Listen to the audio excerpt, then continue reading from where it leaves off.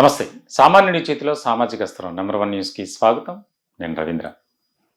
ముందుగా జమ్మూ కాశ్మీర్ బోర్డర్‌లో పాక్ ఉగ్రవాదుల చేతిలో హతమైనటువంటి తెలుగు జవాన్ మురళీ నాయక్ ఆయన పవిత్రాత్మకు శాంతి చేకూరాలని, అలాగే ఆయనకు ఘన నివాళులు అర్పిస్తూ వారి కుటుంబానికి ప్రగాఢమైనటువంటి సానుభూతిని తెలియజేస్తున్నాం.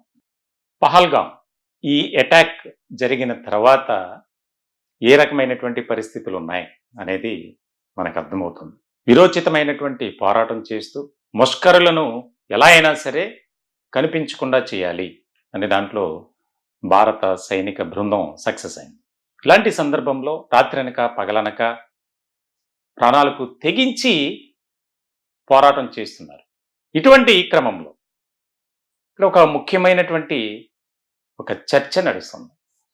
ఈ పహల్గాం అటాక్ను ఉద్దేశించి దానికి సంబంధించినటువంటి ఒక చిత్రాన్ని తీయాలి అని కొన్ని ప్రముఖ సినీ నిర్మాణ సంస్థలు క్యూ కడుతున్నారట. దానికి సంబంధించి అప్లై చేసుకుంటారు.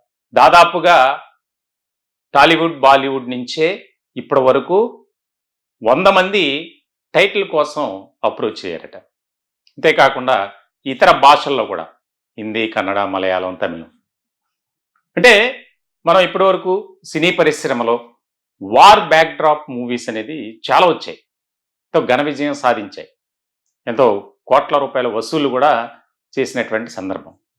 ఇట్లాంటి క్రమంలో ఇప్పుడు ఏదైతే ఆపరేషన్ సింధూర్ పేరుతో, అలాగే సింధూర్ ద రివెంజ్, పహల్గాం ఇటువంటి పేర్లతో రిజిస్ట్రేషన్లు అనేది ఎక్కువ అవుతున్నాయట.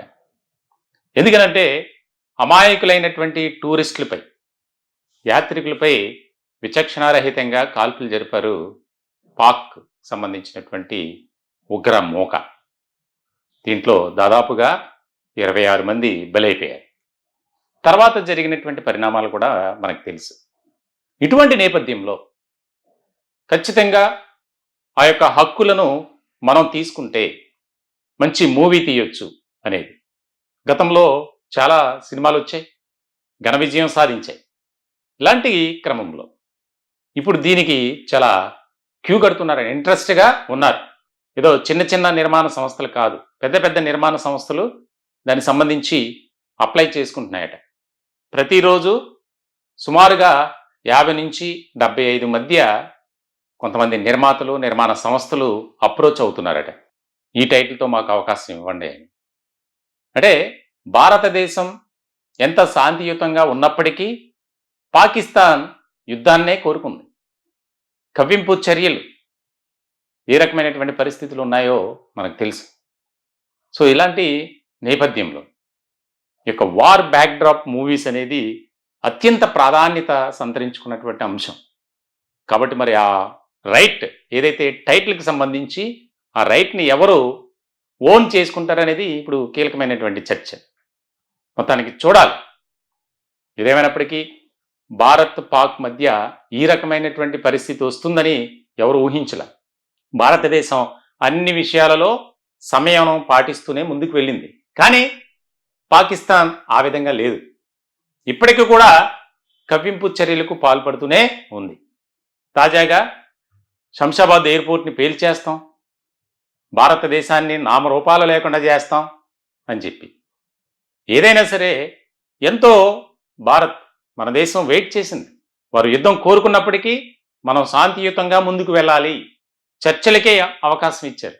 అయినా సరే వినకుండా కవ్వింపు చర్యలు, బార్డర్ దగ్గర ఏ రకమైనటువంటి సిచ్యువేషన్ ఉన్నదనేది మనకు తెలుసు.